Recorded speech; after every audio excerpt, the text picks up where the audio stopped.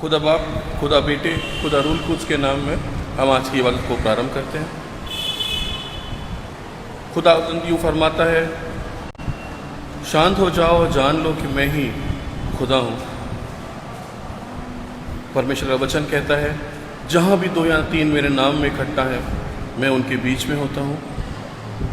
हम उसकी मौजूदगी का एहसास करें, उसको अपने जीवन का राजा घोषित करें, उसको अपने जीवन का संचालन करने वाला अपने नजात दहिंदा के रूप में हम कबूल करें। उसकी पवित्र आत्मा को अपने बीच में इनवाइट करें, उसका आह्वान करें और इस इबादत के लिए, अपनी पूरी ज़िंदगी के लिए हम अपने आप को तैयार करें, उसको उसके हाथों में अपने आप को समर्पित करें।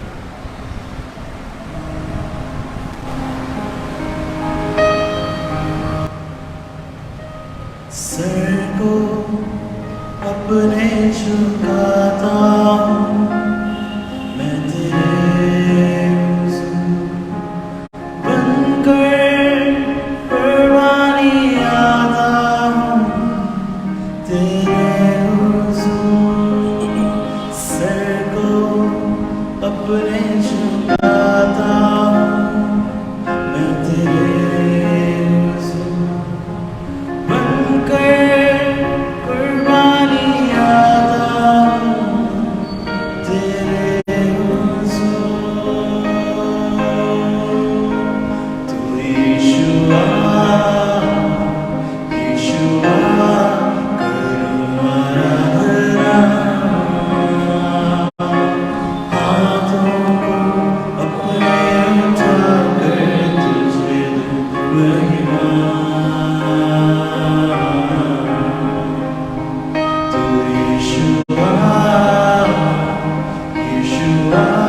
करूँ आराधना। हाथों को अपने उठाकर तुझे दूँ महिमा। कुद्दूस मेहरबान परमेश्वर, बहुत ही हलीमी शुक्रगुजारी से वापस तेरे चरणों में आए प्रभु जी। अपनी इबादत को प्रभु जी जब शुरू करते हैं प्रभु जी, तो तेरे समीप आके प्रभु जी अपना प्रभु जी अंगीकार करते हुए प्रभु अपना जीवन तेरे हाथों में देते हैं। पिता परमेश्वर, हम धन्यवाद की भेंट अर्पण करते हैं प्रभु जी उन आशीषों के लिए, उन बरकतों के लिए यीशु मसीह, जो आप निरंतर हमारे जीवन में देते आए हैं प्रभु जी, और आज तक प्रभु जी हमको संभाल के रखा प्रभु जी, उसके लिए आपका लाख लाख धन्यवाद देते हैं प्रभु जी। आज हमको प्रभु जी आप अपनी हैकल में लेकर आए प्रभु जी, अपना दर्शन दो पिता परमेश्वर, और होने दो प्रभु कि जो आप चाहते हैं प्रभु जी वो दर्शन हमको मिले प्रभु जी, ताकि हम अपने जीवन को प्रभु जी आपके अनुसार, आपकी हिदायतों के अनुसार संचालित कर सकें। पिता परमेश्वर, हमारे जितने भी अजीज़ प्रभु जी इस समय इस वर्शिप सर्विस पे इकट्ठा है प्रभु जी, फिजिकली या ऑनलाइन प्रभु जी, हर एक को पिता परमेश्वर अपनी स्वर्गीय आशीषों से मामूर करो प्रभु जी। प्रार्थना करते हैं उन तमाम लोग के लिए प्रभु जी जो रास्ते में है प्रभु, उनको भी सलामती के साथ यहाँ लेकर आप प्रभु जी, तेरे दर्शन को प्रभु जी भी पा कर सकें प्रभु जी, और तुझसे मिलने का प्रभु जी जो प्रिविलेज है, जो शर्फ है प्रभु जी, वो उनको मिल से पाएगा। प्रार्थना करते हैं उन तमाम लोग के लिए प्रभु जी जो आज चर्च नहीं आए हैं प्रभु जी, उनकी भी सुधि ले प्रभु जी, उनको भी आशीषित कर प्रभु, और उनको भी इस बात के लिए कायल कर प्रभु कि उनका चर्च में आना कितना आवश्यक है प्रभु जी।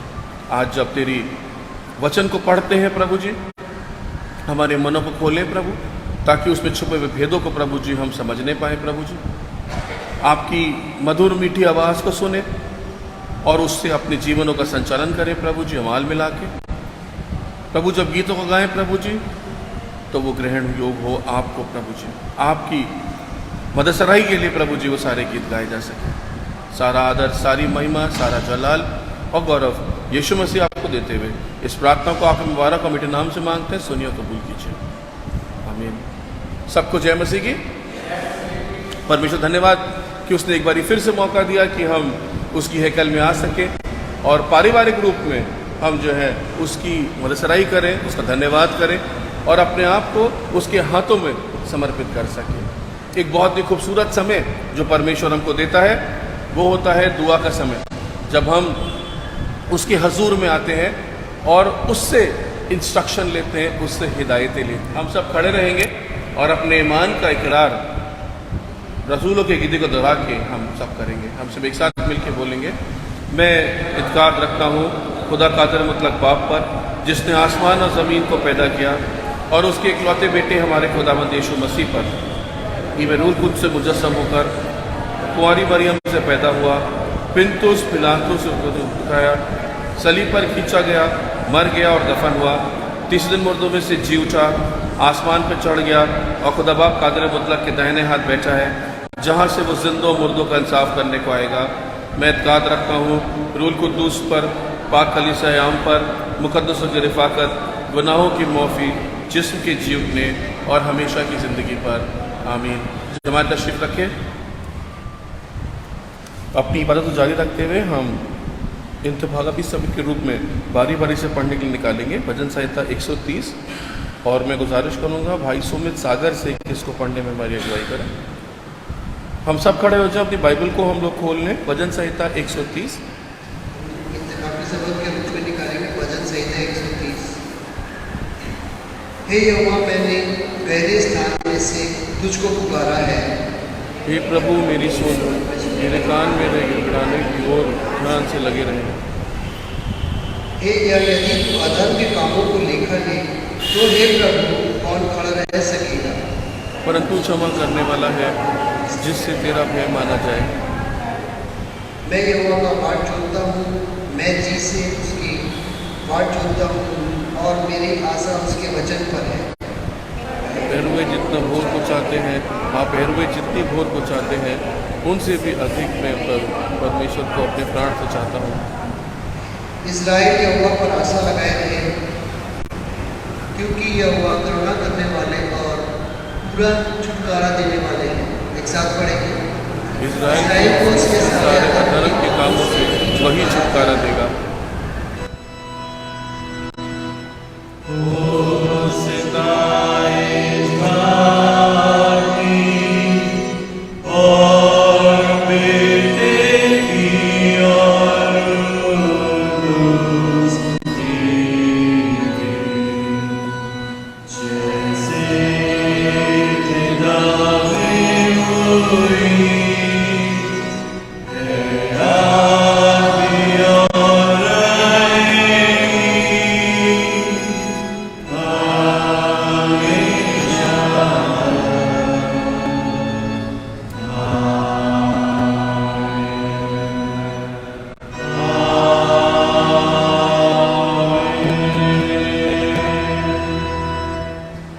समय होगा कि हम परमेश्वर के वचन में से पढ़ेंगे। आज का पहला वचन जिसकी मार्फत परमेश्वर हमसे बातचीत करना चाहते हैं वो पाया जाता है यहेजकेल नबी की किताब, उसका 37 चैप्टर और उसकी पहली 14 आयतें। The book of Ezekiel chapter 37, begin to read from the first verse till the 14th verse. और मैं गुजारिश करूंगा मिसेस आशा पॉल से कि इसको पढ़ने में हमारी अगुवाई करें। सूखी हड्डियों की तरह यहोवा की शक्ति मुझ पर हुई, और वो मुझ में अपना आत्मा समाकर बाहर ले गया, और मुझे तराई के बीच खड़ा कर दिया। वो तराई हड्डियों से भरी हुई थी। तब उसने मुझे उनके चारों ओर घुमाया, और तराई की तह पर बहुत सी हड्डियाँ थी, और वो बहुत सूखी थी। तब उसने मुझसे पूछा, हे मनुष्य के संतान, क्या ये हड्डियाँ जी सकती हैं? मैंने कहा, हे परमेश्वर यहोवा, तू ही जानता है। तब उसने मुझसे कहा, इन हड्डियों से भविष्यवाणी करके कर, ये सूखी हड्डियों, यहोवा का वचन सुनो।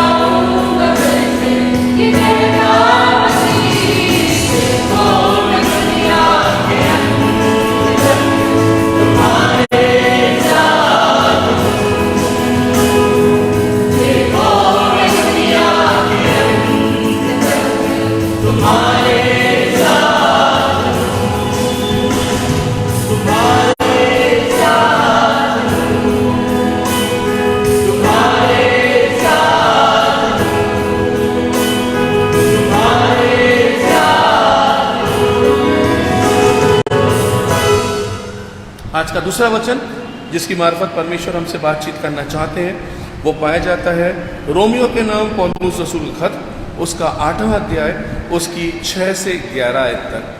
The epistle to the church in Rome, chapter 8, begin to read from the 6th verse till the 11th verse. और मैं गुजारिश करूंगा बहन रूथ से कि इसको पढ़ने में हमारी अगुवाई करें। मैं पढ़ूंगी रोमियो के नाम, रोमियो चैप्टर 8, 6 to 11। शरीर पर मन लगाना तो मृत्यु है, परंतु आत्मा पर मन लगाना जीवन और शांति है। क्योंकि शरीर पर मन लगाना तो परमेश्वर से बैर रखता है, क्योंकि न तो परमेश्वर की व्यवस्था के अधीन है और न हो सकता है। और जो शारीरिक दशा में है वो परमेश्वर को प्रसन्न नहीं कर सकते। परंतु जब भी परमेश्वर का आत्मा तुम में बसता है तो तुम शारीरिक दशा में नहीं परंतु आत्मिक दशा में हो। यदि किसी में मसीह का आत्मा नहीं तो वह उसका जन नहीं। यदि मसीह तुम में है तो देह पाप के कारण मरी हुई है, परंतु आत्मा धर्म के कारण जीवित है। यदि उसी का आत्मा जिसने यीशु को मरे हुए में से जिलाया तुम में बसा हुआ है, तो जिसने मसीह को मरे हुए में से जिलाया वह तुम्हारी नश्वर देहों को भी अपने आत्मा के द्वारा जो तुम में बसा हुआ है जिलाएगा। परमेश्वर में पढ़े जाने वचन की आशीष दे। आमीन। समय होगा कि हम प्रेज एंड वर्शिप में जाएंगे। अपनी क्वायर से अनुरोध है कि वो अगुवाई करे। हम सब खड़े हो जाएं। जो गाने आज हम लोग गाएंगे उसके बोल बुलेटिन में लिखे हुए हैं, आप लोग बुलेटिन का इस्तेमाल कर सकते हैं।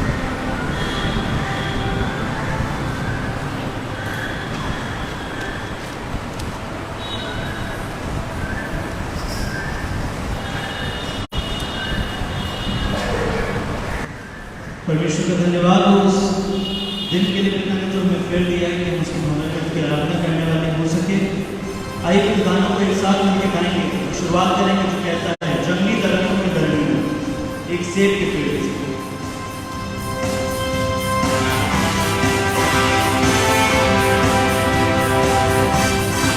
आइए ताली बजाना शुरू करेंगे।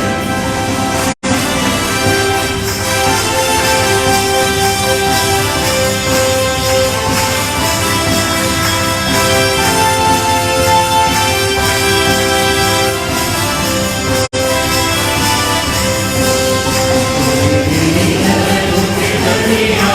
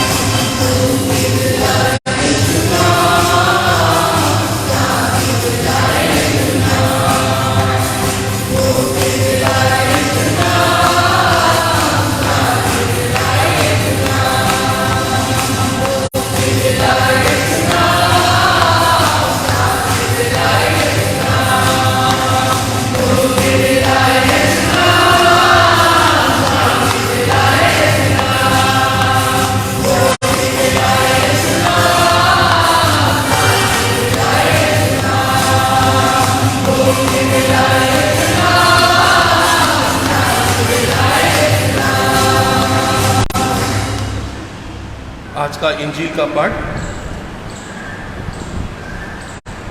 यूहन्ना की इंजील उसका 11वां अध्याय उसकी 21 आयत से 27 आयत तक। The gospel of Jesus Christ according to Saint John chapter 11, we going to read from the 21st verse till the 27th verse। जमात सुसमाचार पाठ के लिए कृपया खड़ी रहे। Let us all remain standing for the gospel proclamation. ये हमारे खुदावंद यीशु मसीह की इंजील है। मार्था ने यीशु से कहा, हे प्रभु, यदि तू यहाँ होता तो मेरा भाई कदापि ना मरता। और अब भी मैं जानती हूँ कि जो कुछ तू परमेश्वर से मांगेगा परमेश्वर तुझे देगा। यीशु ने उससे कहा, तेरा भाई जी उठेगा। मार्था ने उससे कहा, मैं जानती हूँ कि अंतिम दिन में पुनरुत्थान के समय वो जी उठेगा। यीशु ने उससे कहा, पुनरुत्थान और जीवन मैं ही हूँ। जो कोई मुझ पर विश्वास करता है वह यदि मर भी जाए तो भी जिएगा, और जो कोई जीवता है और मुझ पर विश्वास करता है वो अनंत काल तक ना मरेगा। क्या तू इस बात पर विश्वास करती है? उसने उससे कहा, हाँ हे प्रभु, मैं विश्वास कर चुकी हूँ कि परमेश्वर का पुत्र मसीह जो जगत में आने वाला था वो तू ही है। ये हमारे खुदावंद यीशु मसीह की इंजील है। इसके पढ़े जाने, सुने जाने, दिल में रखकर अमल किए जाने पर होता है इससे आशीष। तू मेरा शस्त्र, तू मेरा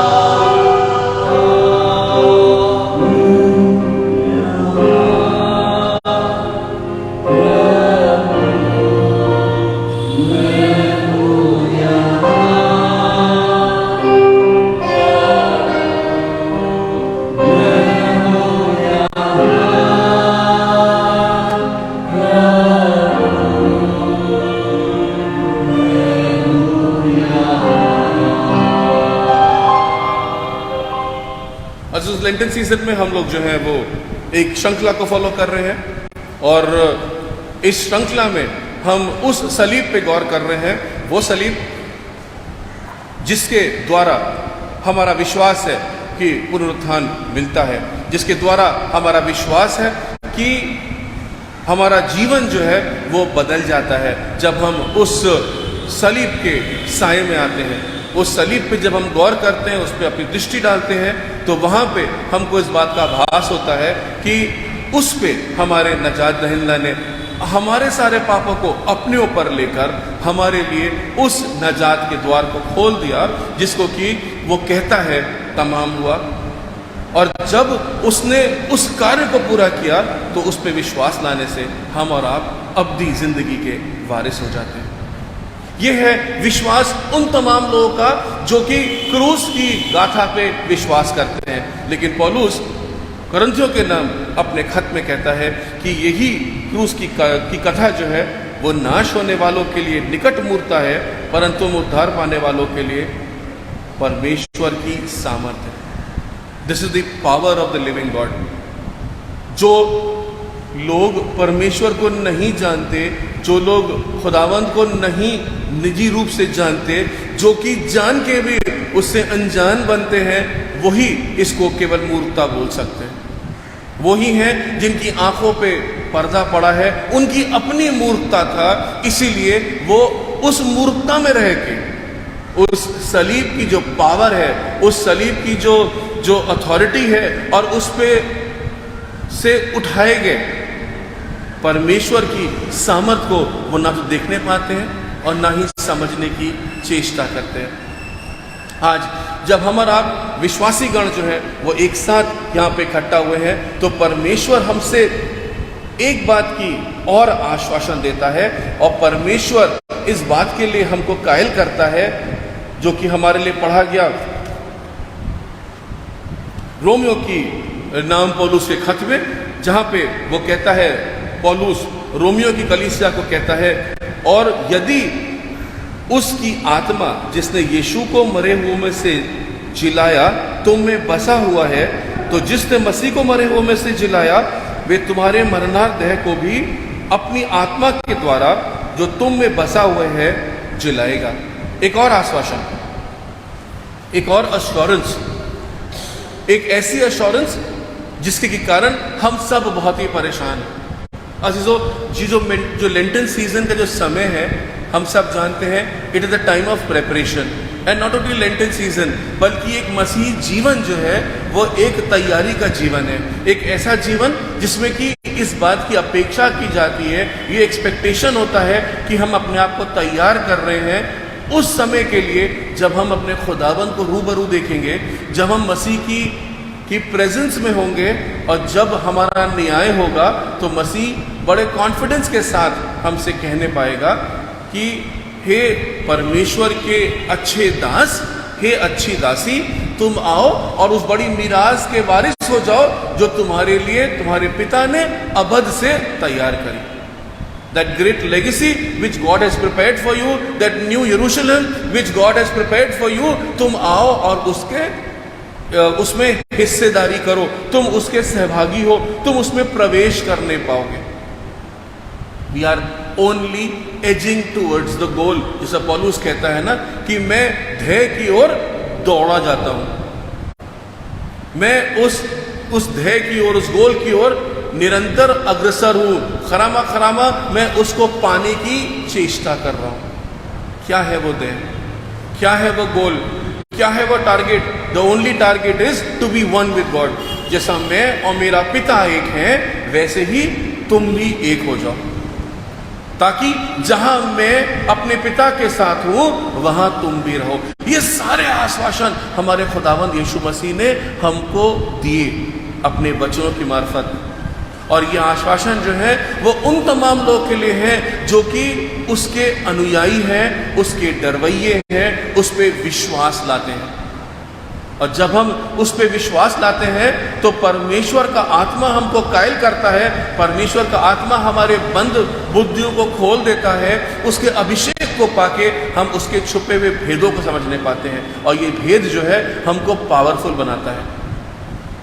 हम अपनी कमजोरी में भी बलवंत हो जाते हैं, हम अपनी मूर्खता में भी अक्लमंद बन जाते हैं। और इसीलिए अजीजों, जितने लोग उस पर विश्वास लाते हैं उनको एक अलग सी इत्मीनान, एक शांति मिलती है। ये वो परमेश्वर है जो कि मौजे करने वाला परमेश्वर है, ये वो परमेश्वर है जो कि मुर्दों को जिंदा करने वाला परमेश्वर है, ये वो परमेश्वर है जो केवल बोलता है और काम हो जाता है। आमीन।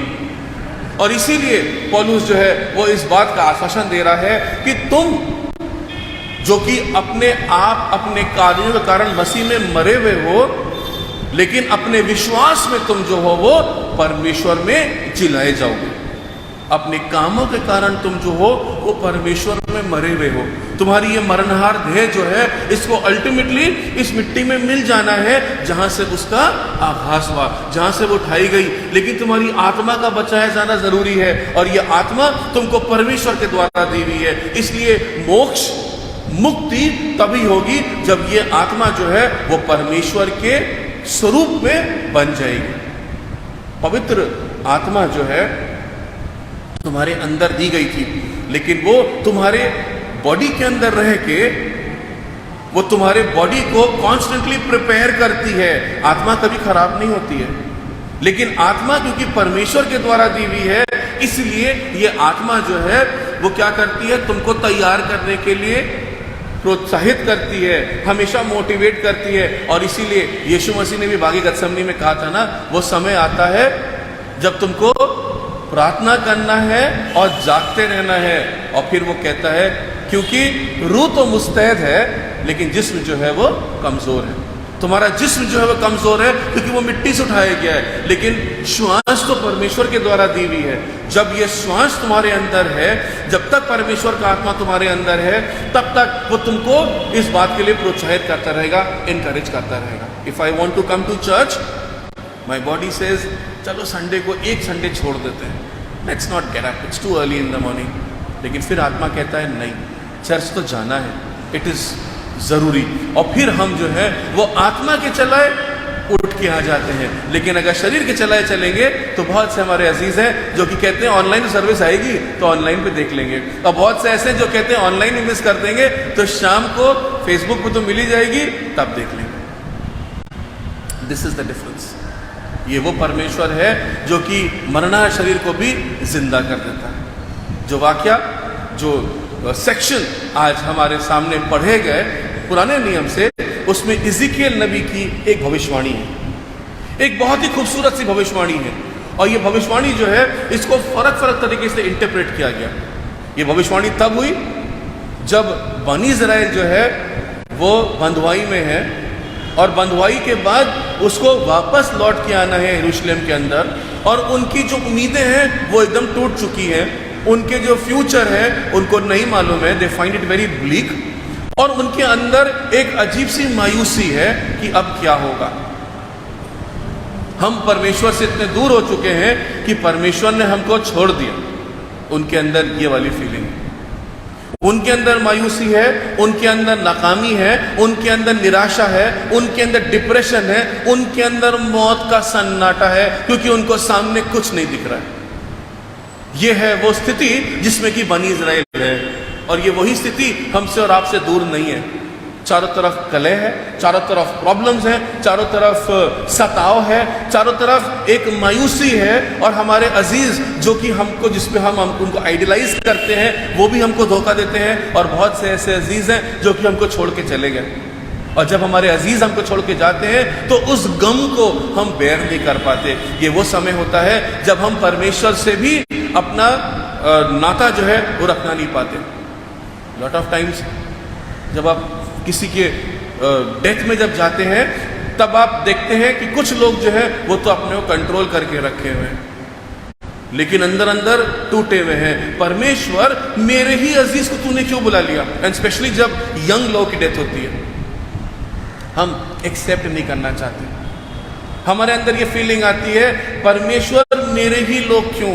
Y my family, why my closest person, जिससे कि मेरा रिश्ता था, तूने उसको अपने पास बुला लिया। प्रभु अब मैं क्या करूंगा? मायूसी है, बीमारी, मायूसी है। कल ही एक खबर मिली है जो कि बहुत ही मन को डिस्टर्ब करने वाली है। एक यंग सा लड़का है जिसके बारे में पता लगा कि उसको ब्रेन ट्यूमर है, यंग लड़का है। एंड ब्रेन ट्यूमर हम सब जानते हैं, सर्जरी इज़ वेरी डिफिकल्ट, और सर्जरी होने के बाद भी कोई अश्योरेंस नहीं है। मायूसी, किधर भी आप नज़र उठा के देखेंगे, नौकरियों में मायूसी, पता नहीं क्या होगा, पता नहीं नया बॉस कैसा होगा, पता नहीं फ्यूचर कैसा होगा। हमें किसी चीज़ का कोई भी कॉन्फिडेंस नहीं आ रहा है, किसी प्रकार से कोई भी खुशी नहीं दिखाई दे रही है, और खुशियां भी बड़ी शॉर्ट लिव्ड होती हैं। और इस तमाम अंधकार के बीच में यह आश्वासन भरा वचन इज़ीकियल नबी के मार्फत हमको मिलता है, जिसको कि हम बड़े ही अगर दुआई तबीयत में होंगे तभी समझने पाएंगे। It is an assurance which was given to Israel जब वो बनवाई में था, बनी इजराइल को दी गई थी, और वही आश्वासन जो है वो हमको और आपको मिल रहा है। अगर आप उस पूरे बाप को, जो पूरा चैप्टर उसको अगर आप पढ़ेंगे, इज़ीकियल नबी की किताब उसका 37 चैप्टर, उसको अगर आप पूरा पढ़ेंगे तब आप समझने पाएंगे कि it was not only for Israel. ये पूरी भविष्यवाणी जो है वो केवल इजराइल की नहीं थी, कि भविष्यवाणी जो है वो उस तमाम मानव जाति के लिए है जिसका हिस्सा हम और आप भी बन रहे हैं। यहां पे परमेश्वर एक विजन को दे रहा है, और विजन क्या है? वो कहता है यहोवा की शक्ति मुझ पर हुई, जो सामर्थ जिसकी बात हम करते हैं, यहोवा की शक्ति, यहोवा की सामर्थ मुझ पर हुई। और फिर वो कहता है और वो मुझसे अपना आत्मा संवाकर बाहर ले गया। देखिए यहां पे भी आत्मा का जिक्र आ रहा है। इंसान अपनी नजरिए से कुछ नहीं समझ सकता क्योंकि हमारी सीमित बुद्धि है, लेकिन जब पवित्र आत्मा की अगुवाई में कार्य होता है तो हम समझने पाते हैं कि परमेश्वर कितने विशाल रूप से, कितनी अद्भुत रीति से कार्य करता है। It is only through the spirit.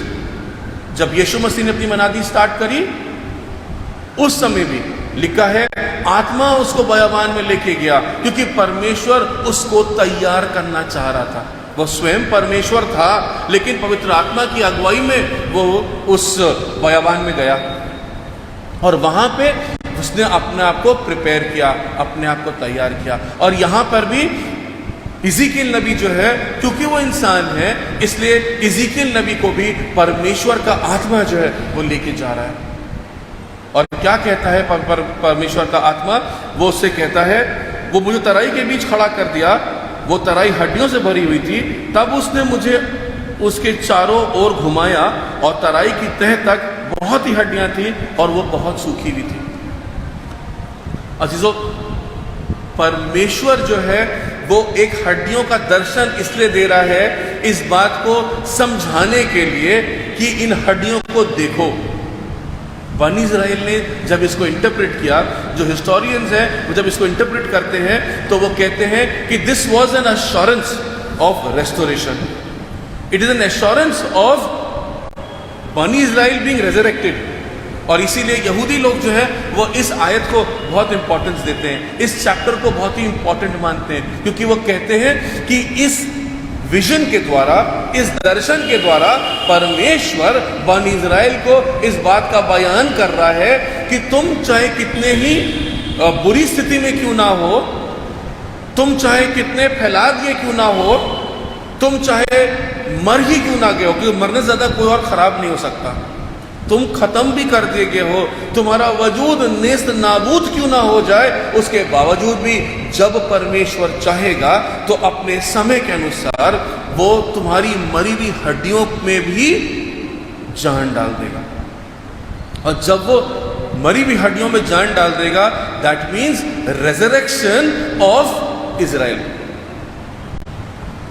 जब लोगों ने उनको खत्म करने की कोशिश की है, तब भी परमेश्वर का आश्वासन उनके पास है कि तुम परेशान मत हो, मैं परमेश्वर हूं, मेरे अंदर सामर्थ है, मेरे अंदर आत्मा है, मेरे अंदर वो शक्ति है कि मैं तुम्हारे मर जाने के बावजूद भी तुमको जिंदा कर दूंगा। और आगे को देखिए, अगर आप पाएंगे तो वहां पे 2 सेक्शंस में डिवाइड किया गया है इस भविष्यवाणी को।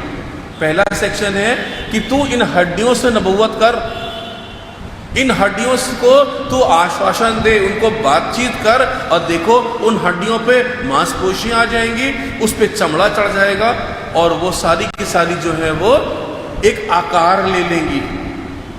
इट इज जस्ट आकार का लेना। हड्डियों पे अगर चमड़ा आएगा, अगर आप किसी की हड्डी देखिए, स्केलेटन देखें, तो आप उसको समझ नहीं पाएंगे किसकी हड्डी है, जब तक कि उसकी ऊपर कोई चमड़ा ना हो, जब तक उसके ऊपर फ्लैश ना हो, तब तक आप उसको पहचानने नहीं पाएंगे। मैं बार बार कल से मैं इस बात को बोल रहा हूँ ना, सीआईडी देखते हैं, क्राइम पेट्रोल देखते हैं, वहाँ पे भी देखा होगा ना कि अगर आप आइडेंटिफाई करना मांगते हैं तो कंप्यूटर के अंदर वो हड्डी को डाल दिया जाता है, उसको स्कैन, और फिर फाइनली एक प्रोसेस है, एक आर्टिफिशियल इंटेलिजेंस के द्वारा उसके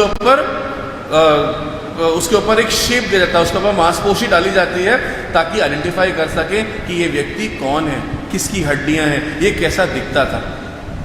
यहाँ पे परमेश्वर हिजकिय्याह से कह रहा है कि तू इनसे नबूवत कर ताकि इनके ऊपर एक शेप आ जाए, केवल एक शेप देना है। This is called as organisation.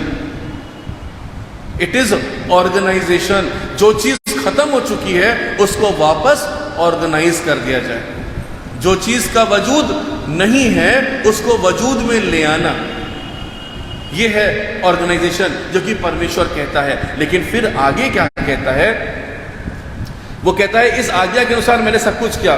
फिर 11वीं आयत में, फिर उसने मुझसे कहा, हे मनुष्य की संतान, ये हड्डियां इजराइल के सारे घराने की उपमा है। वो कहते हैं हमारी हड्डियां सूख गई और हमारी आशा जाती रही। हमारी हड्डियां सूख गई, हमारी आशा जाती रही, हमारी उम्मीद जो खत्म हो गई है। इसलिए मैं परमेश्वर तुमको ये बयान कर रहा हूं कि जाके उनको बताओ कि मैं वो परमेश्वर हूं जो सामर्थ रखता हूं कि तुम्हारी सूखी हड्डियों में भी मैं ऑर्गेनाइज करके उनको एक स्वरूप दे सकता हूं। लेकिन स्वरूप देने के बाद परमेश्वर क्या कहता है, वो कहता है कि इस आज्ञा के अनुसार मैं भविष्यवाणी करता लगा, और मैं भविष्यवाणी कर ही रहा था कि एक आहट हुई और भूडोल हुआ और वे हड्डियां इकट्ठा होकर हड्डी से हड्डी जुड़ गई। और मैं देखता रहा कि उसमें नसें उत्पन्न हुई और मांस चढ़ा और वे ऊपर चमड़े से ढक गई, परंतु उसमें सांस ना थी। ऑर्गेनाइज तो हो गई थी लेकिन जीवन नहीं था। जीवन का देने वाला कौन है? परमेश्वर है। और फिर लिखा है, तब उसने मुझसे कहा, 9वीं आयत बाइबल में देखिए, बाइबल में वहां पे लिखा है, तब उसने मुझसे कहा, हे मनुष्य के संतान, श्वास से भविष्यवाणी कर और सांस से भविष्यवाणी करके कह, हे सांस, परमेश्वर यहोवा यूं कहता है कि चारों दिशाओं से आकर इन घात किए हुओं में से समा जा, तब ये जी उठेंगे। चारों दिशाओं से। और इसीलिए बनी इज़राइल जो है वो इस बात को बड़ी कॉन्फिडेंस के साथ कहते हैं कि ये इस बात का अभिप्राय है कि परमेश्वर जो है वो बिखरे हुए जो डायस्पोरा है ना, जूश डायस्पोरा, उसको चारों दिशाओं से, नॉर्थ साउथ ईस्ट वेस्ट से लेकर आएगा। वो मरे हुए हैं फिर भी उनको लेकर आएगा, अपनी आत्मा की अगुवाई में उनको लेकर आएगा और वापस बनी इज़राइल को कायम कर देगा। यरूशलेम जो है वो फिर से इजराइलियों का हिस्सा बन जाएगा, क्योंकि परमेश्वर ने ये भविष्यवाणी की। It is not only restoration but it is also resurrection, मरे हुए में जीवन को देना। और क्यों ये हो सकता है? क्योंकि मेरी प्रजा के लोग, देखो मैं तुम्हारी कब्रें खोलकर तुमको उससे निकालूंगा और इजराइल के देश में पहुंचा दूंगा। मैं तुम्हारी कब्रों को खोल दूंगा, क्योंकि ये परमेश्वर के पास सामर्थ है। कब्र को खोलने की सामर्थ केवल परमेश्वर के पास है और किसी के पास नहीं है। कोई भी व्यक्ति कितना ही आलिम फालिम क्यों ना हो, कोई भी व्यक्ति कितना ही पढ़ा लिखा क्यों ना हो, लेकिन वो एकदम फेल है जब तक कि परमेश्वर की आत्मा उसके सामने सामर्थ नहीं दिखाएगी, जलाल नहीं देगी और कार्य नहीं करेगी। जब आप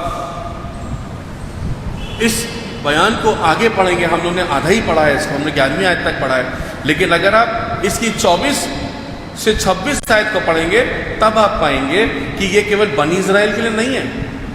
24 से 26 आयत को अगर आप पढ़ेंगे तब आप पाएंगे कि ये केवल बनी इज़राइल के लिए नहीं है, बल्कि ये एक और बड़ी भविष्यवाणी है जिसको समझने की सामर्थ यहूदियों के पास नहीं थी, लेकिन हमारे और आपके लिए ये एक आई ओपनर है। वहां पे लिखा है, मेरा दास दाऊद उनका राजा होगा, सो उन सबों का एक ही चरवाहा होगा।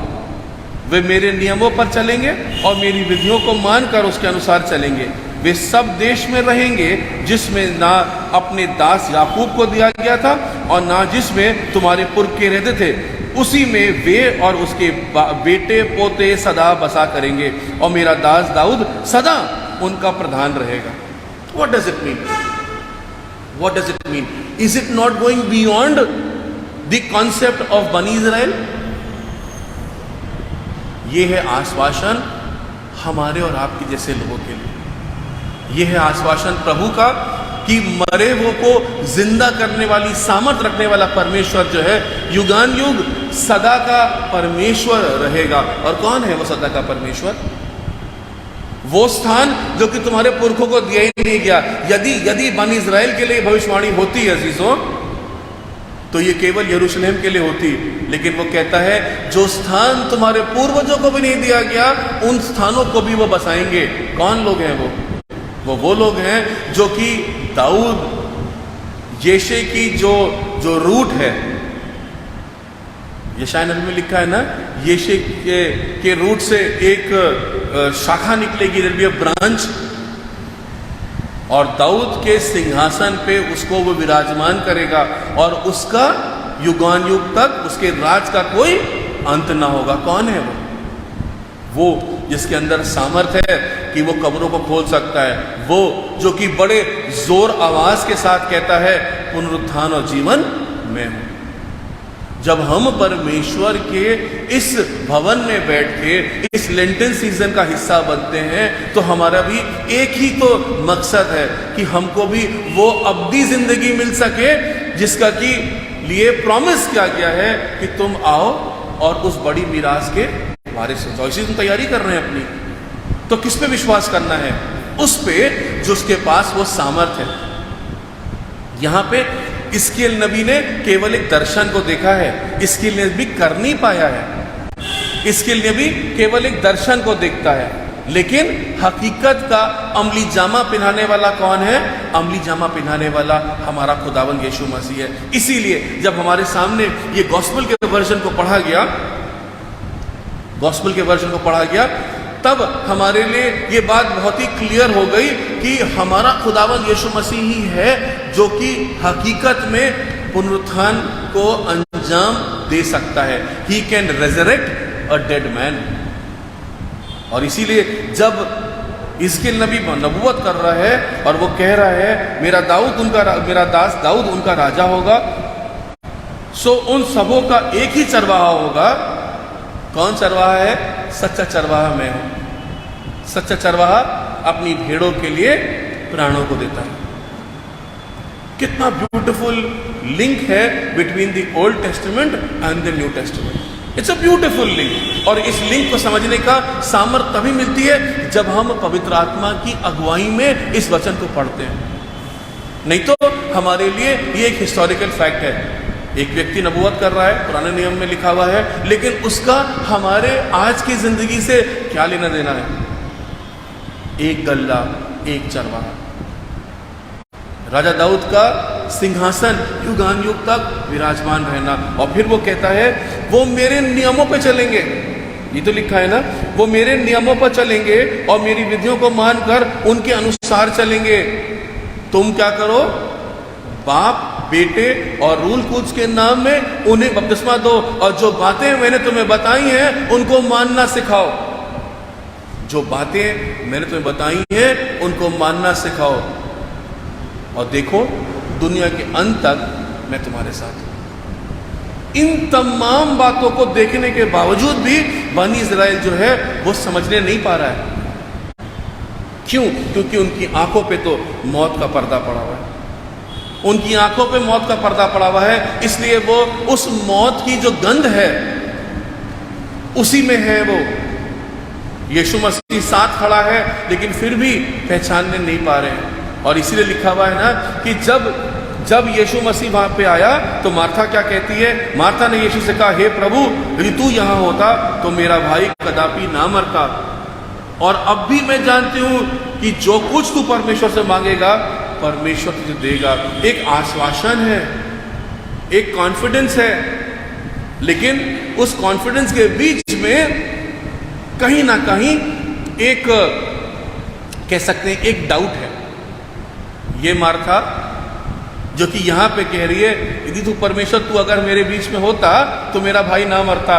दैट मीन्स उसको इस बात का तो विश्वास है, क्योंकि उसने मौजे होते देखे हैं। उसको इस बात का विश्वास तो है कि यीशु मसीह अगर यहां होता तो लाजर चंगाई तो पा लेता, क्योंकि यीशु मसीह को चंगा करने का तो सामर्थ है। लेकिन उसके बियॉन्ड नहीं है, क्योंकि यही मार्था आगे बोलती है, जब यीशु मसीह ने कहा ना कि कब्र के पत्थर को हटा दो, तो क्या बोला गया? प्रभु ना कर, उसको मरे तो 3 दिन हो गए। आगे पढ़ेंगे ना, टाइम नहीं है इसलिए पूरा नहीं पढ़ेंगे, वरना 45 आयत तक पढ़ना था। वहां पे लिखा हुआ है कि आप लोग डर भी गए होंगे ना कि इतना लंबा पढ़ाया जाएगा 45 आयत तक। वहां पे लिखा हुआ है कि कब्र के पत्थर को ना हटा प्रभु, क्योंकि उसको मरे 3 दिन हो गए और अब तो उसमें बास आती होगी, उसके अंदर अब दुर्गंध आती होगी। ये वो दुर्गंध है जो कि मरी हुई चीजों की है। ये फूलों को आप देख रहे हैं, बड़े खूबसूरत लग रहे हैं। इनको 4 दिन 5 दिन रखो और पानी को सूंघना, तब समझ में आएगा क्या महक आती है।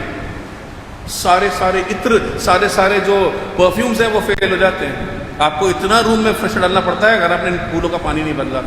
यही खूबसूरत फूल, यही खूबसूरत शरीर, जब खूबसूरत मतलब मेरा अपना नहीं दिखा रहा हूं, मैं बता रहा हूं, जितने खूबसूरत शरीर होगा, लेकिन एक बार ही जब वो मर जाता है तो अपने घर में रखना नहीं चाहते हो आप, क्यों ना कितना ही ब्यूटीफुल क्यों ना हो, लेकिन उसको तुरंत बरियल करना होता है या उसको क्रिमेट करना होता है। जो भी करना है उसको तुरंत हटाना चाहिए। क्यों? क्योंकि अगर आप उसको रखे रहोगे तो उसमें दुर्गंध आने लगेगी। ये दुर्गंध किस बात की दुर्गंध है? ये दुर्गंध है मृत्यु की दुर्गंध। लेकिन जब मसीह आता है तो दुर्गंध जो है वो क्या होती है? खुशबू में तब्दील हो जाती है, क्योंकि वो शैतान का गुलाम, उसकी सुगंध जो है वो हर तरफ फैल जाती है। ये है हमारा खुदावंद यीशु मसीह, और इसीलिए वो कहता है कि पुनरुत्थान और जीवन मैं हूं, जो कोई मुझ पे विश्वास करता है यदि मर भी जाए तो भी जिएगा। कितनी खूबसूरत सी बात है। और फिर वो कहता है, और जो कोई जीवित है और मुझ पे विश्वास करता है वो अनंत काल तक ना मरेगा। इस बात को हम और आप जो समझते हैं तो बहुत से लोग उसका लिटरल मीनिंग निकालते हैं, और लिटरल मीनिंग ये निकालते हैं कि अगर किसी व्यक्ति ने मसीह में विश्वास कर लिया तो वो नहीं मरेगा। आगे को यूहन्ना की इंजील को पढ़ोगे तो वहां भी लिखा हुआ है कि यूहन्ना के बारे में ये बात फैल गई कि ये नहीं मरने का, लेकिन हकीकत में ऐसा नहीं था। यीशु मसीह का मीनिंग केवल इतना था कि जिसने मुझ पे विश्वास किया है उसकी आत्मा जो है वो मेमने के उस जीवन की पुस्तक में उसका नाम लिख दिया जाएगा, और उसकी आत्मा जो है वो परमेश्वर के साथ युगान युग तक विराजमान रहेगी। शरीर तो नाशवान है, तो उसको तो जाना अनिवार्य है। इसलिए लाजर भी अजीजों मरने के बाद जीवित तो किया गया इस बात के लिए कि परमेश्वर को जलाल मिले। आगे आप पढ़ेंगे इसी बात के बारे में, तो लिखा हुआ है ना कि ये इसलिए हुआ ताकि परमेश्वर को जलाल मिले। लाजर मर के जीवता हुआ, लेकिन बाद में वही लाजर जो है वो फिर से मर गया। और अगर आप बेथनी जाएंगे तो वहां पे आप इस लाजर के टूम को देखने पाएंगे। बेथनी जो है वो यरूशलेम से करीबन 12 मील की दूरी पे है, और वो गांव जो है जिस गांव में यीशु मसीह जो है वो जाके रहते थे लाजर के घर में, वहां पे शमौन कोढ़ी का घर भी है, वहां पे लाजर का घर भी है, और वहां पे लाजर का टूम भी है। ये वो लाजर है जो मरे में से जीवता हुआ और फिर से मर गया, लेकिन परमेश्वर ने अपने जलाल के लिए उसको जिंदा किया था, केवल इस बात का बताने के लिए कि परमेश्वर जो है वो केवल चंगाई देने वाला परमेश्वर नहीं है, बल्कि परमेश्वर वो है जो अपनी सामर्थ्य के अनुसार मुर्दों को जिला सकता है। और इसीलिए पौलुस कहता है कि वो परमेश्वर जो कि मसीह को मुर्दों में से जिलाने वाला सामर्थ रखता है, वो तुमको क्यों ना जिलाएगा, तुम्हारे जीवन को क्यों ना बचाएगा, तुम्हारी आत्मा को क्यों ना बचाएगा। Lenten season is a time when we need to come together. Let this is the time when we need to realize that the God whom we worship is not an ordinary person. He is not an ordinary God. He is an extraordinary God. उसके अंदर वो सामर्थ है जो कि मुर्दों को जीवता कर देती है। उसके अंदर वो सामर्थ है जो कि आपके डिसऑर्गेनाइज्ड रूप को ऑर्गेनाइज कर सकती है, मुर्दा हड्डियों में जान डाल सकती है, खाली बेंचेस को भर सकती है, आपके मुर्दा जीवन के अंदर जहां पे कोई भी उम्मीद नहीं है वहां पे हर तरीके से खुशियों की कलियों को खिला सकती है। जहां पे दुर्गंध है, जहां पे खराबियां हैं, जहां पे बुराइयां हैं, उन तमाम बुराइयों को, उन तमाम खामियों को दूर करके उनको खुशहाल बना सकती है। ये वो सामर्थी परमेश्वर है। अजीजों, this is the spiritual side. And finally what happened, लिखा है जब यीशु मसीह ने लाजर को जिंदा किया तो लाजर ने जो था उसको नाम लेके बुलाया, लाजर बाहर आ, और लिखा है वो मुर्दा चलने लगा, डेड मैन वॉकिंग। वो लाजर मुर्दा था, वो चलने लगा, और वो जो कब्र के कपड़े थे उसमें लिपटा हुआ वो बाहर चल के आ गया कब्र के कपड़ों में से। तब यीशु मसीह ने क्या कहा, इसको खोल दो। इसको खोल दो का मतलब क्या है, इसके ऊपर जो मौत का जो बंधन है उसको उतार फेंको, क्योंकि अब तो ये जीवता है। कितनी खुशियां मनी होंगी उस घर के अंदर, और कितना डर भी गए होंगे लोग। सोचो अगर आप ग्रेवयार्ड में जाए और कब्र खुल जाए और कोई बाहर निकल आए तो आपको लगेगा राम से बदर की पिक्चर चल रही है। लेकिन यहाँ पे राम से बदर की पिक्चर नहीं है। हमारे अंदर राम से बदर की पिक्चर का ख्याल इसलिए आता है क्योंकि हमारे बीच में प्रभु नहीं है, लेकिन वहां पे यीशु मसीह था, और इसीलिए मार्था कहती है यदि तू हमारे बीच में होता तो वो कभी ना मरता। यदि हमारे बीच में यीशु मसीह है तो हमारा जीवन भी कभी नहीं मरने पाएगा। यदि यीशु मसीह हमारे जीवन का राजा है, तकनशीन है, तो कभी हम नहीं मरेंगे। ये है आश्वासन। लेकिन जब यीशु मसीह बड़े बड़े मौजे करेगा आपके जीवन में तो क्या होगा, जो लोग अथॉरिटी में बैठे हुए हैं वो परेशान हो जाएंगे, आपकी अच्छाइयों को वो सहन नहीं पाएंगे, और वो क्या करेंगे, वो स्कीमिंग करेंगे, प्लानिंग करेंगे, प्लॉटिंग करेंगे कि किसी प्रकार से इस व्यक्ति को, जिसकी मार्फत परमेश्वर का जलाल जाहिर हो रहा है, जो कि यीशु मसीह के लिए व्हीकल बन गया है, इसको मार दो, खत्म कर दो। इसलिए लिखा हुआ है कि उसी दिन ये बात कि यीशु मसीह ने लाजर को जिंदा किया। अब सेनेड्रिन के लोग जो थे, जो सरदार काहीन और जितने भी लीडर्स थे, उनको डर लगने लगा। उनको लगा कि अब तो गड़बड़ हो गई, क्योंकि ये जो है वो अगर मुर्दों को जिंदा करता है तो जितने भी हमारे पीछे लोग चल रहे हैं वो सारे लोग भी इसको फॉलो करने लगेंगे। और इसीलिए लिखा है कि उसी दिन से वो यीशु को मारने के लिए, उसको घात करने के लिए, उसको फिनिश करने के लिए और दृढ़ निश्चय करने लगे, और फाइनली ये सोचने लगे कि अब हमें यीशु को मार देना है। ये घटना हिस्ट्री के अकॉर्डिंग गुड फ्राइडे से ठीक 1 महीने पहले हुई, और आज हम लोग गुड फ्राइडे से 2 हफ्ते पहले इस घटना पे चर्चा कर रहे हैं, केवल इसलिए क्योंकि हम सब जानते हैं, वहाँ लिखा है कि और यीशु मसीह जो है वो क्या किया, इस दृष्टांत के बाद, इस घटना को करने के बाद यीशु मसीह जो है वो इफ्राइम के जंगल में जाके घूमने लगा, क्योंकि उसको पता लग गया था कि अब मेरा मारा जाने की तैयारियां स्टार्ट हो चुकी हैं। सेनेड्रिन के लोग जो है मुझे ढूंढ रहे हैं ताकि मुझे हलाक कर दें, और यीशु मसीह जानता था कि there will be a time when I will have to enter into the city of Jerusalem. इसलिए वो 1 महीने का समय परमेश्वर जो है वो उस इफ्राइम के जंगल में रह के मनादी करता है, अपने आप को तैयार करता है उस बड़े जलाल के लिए, कि वो कहता है कि जब जब मैं पुनरुत्थान हूँ, मैं जीवन हूँ, जो मुझ पे विश्वास करेगा वो मर के भी जीवित हो जाएगा। वही परमेश्वर अब अपने वचन के अनुसार उस सलीबी मौत को सह के हम सब मानव जाति के पापों को अपने ऊपर लेके, उसका मारा जाना जरूरी था, और मारे जाने के बाद उसका दोजख में जाना जरूरी था, ताकि वो लोग जो उससे पहले मर चुके हैं उनको भी पुनरुत्थान दे सके, उनके भी जीवन का न्याय कर सके। इसीलिए he descends into hell and then finally he rises again from the dead to ascend into heaven। ये है हमारा खुदावंद यीशु मसीह। तैयारी का समय है, ध्यान रखो, तुम्हारा कितना ही बड़ा पाप क्यों ना हो, परमेश्वर के पास उसका एक सलूशन है। तुम्हारी कितनी बड़ी प्रॉब्लम क्यों ना हो, परमेश्वर के पास उस प्रॉब्लम का भी बड़ा सलूशन है। तुम्हारे पास कितना बड़ा पाप क्यों ना हो, परमेश्वर उस पाप को भी दूर करने की सामर्थ रखता है। यदि तुम मसीह में मरे हुए हो तो तुम्हारी मरी हुई हड्डियों को जीवता करने की भी सामर्थ हमारे खुदावंद यीशु मसीह के पास है, क्योंकि वो कहता है पुनरुत्थान और जीवन मैं ही हूँ। हम खुदावंद के हजूर अपने सरों को खम करें और प्रार्थना करें। कुद्दूस मेहरबान परमेश्वर, एक बार फिर से पिता परमेश्वर तेरे चरणों में आए हैं प्रभु जी, तुझे धन्यवाद देते हैं प्रभु जी उस आश्वासन के लिए जो तूने हमारी जीवनों में दिया प्रभु जी। फ़र्क समय में फ़र्क तरीके से प्रभु जी तूने अपना दर्शन दिया वापस पानी, और जब तेरे वचनों को पढ़ते हैं तो प्रभु जी कॉन्फिडेंस आता है वापस पानी कि आपसे लौलीन होने पे प्रभु जी वो जीवन के वारिस हम बन सकेंगे। प्रभु जी अपनी सलीब का दर्शन दे प्रभु जी, और अपने चेहरे का नूर हम पे चमकाएं प्रभु जी, ताकि हम प्रभु जी उस आश्वासन को अपने जीवनों में क्लेम करने पाए। वापस पानी वो दर्शन दे प्रभु जी, वो दर्शन दे प्रभु जी। जब हम करूँ आपके क्रूस की नज़दीकी में आते हैं पिता परमेश्वर, तो अपनी सामर्थ से भर दे और अपनी पवित्र आत्मा का वरदान दे। सारा आदर, सारी महिमा, सारा जलाल और गौरव यीशु मसीह आपको देते हुए इस प्रार्थना को आपके नाम से मांगते हैं, सुनिए कबूल कीजिए, आमीन।